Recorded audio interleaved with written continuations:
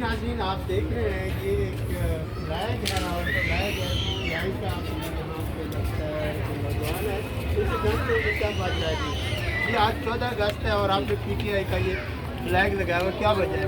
बस दिल से मोहब्बत है। इमरान खान से मोहब्बत है या पीटीआई से मोहब्बत है? इससे भी मोहब्बत है और इमरान खान से भी दिल से। इमरान खान कहाँ है आजकल? इमरान खान क्यों है? क्यों है? बस हक पे है इसलिए। हक पे जो अंदर हो वो जेल में चला जाता है। बस ऐसे ही होता है पाकिस्तान में।